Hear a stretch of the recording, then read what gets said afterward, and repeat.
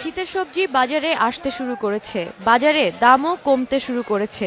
তবে টানা হরতালের জন্য রাজধানীতে সবজির দাম কিছুটা বেড়েছে। টমেটো, গাজর, মূলার দাম বেড়েছে কেজিতে ৫ থেকে ১০ টাকা। সবজি বিক্রেতারা বলছেন, হরতালের কারণে গাড়ি ভাড়া বেড়ে গেছে, এজন্য বেড়েছে সবজির দামও। সবজির দাম বাড়ছে গাড়ি ভাড়ার কারণে, গাড়ি ভাড়া বাড়তি তো তার কারণে। গাড়ি ভাড়া যেখানে আসছিল 50,000, এখানে দিতে লাগে 80,000, 30,000 টাকাই বেশি, তাহলে মালের সেল তো বেশি হবেই। হরতাল হলে তো আমাদের ব্যবসা বাণিজ্যের সমস্যা, ক্রেতাদের কাছে ব্যস্ত আমাদের সমস্যা। তবে অন্যান্য হরতালের সময়ের তুলনায় এবার সবজির দাম খুব একটা বাড়েনি বলে মনে করছেন ক্রেতারা। না, আগের মতোই আছে, খুব একটা বাড়ে নাই মনে হয়। হরতালের জন্য আজকে সাপ্লাই তো অনেক বেশি।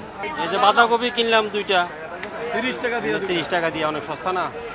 তবে টানা হরতালে সবজির দাম আরও বেড়ে যেতে পারে বলে আশঙ্কা করছেন ক্রেতা ও বিক্রেতারা।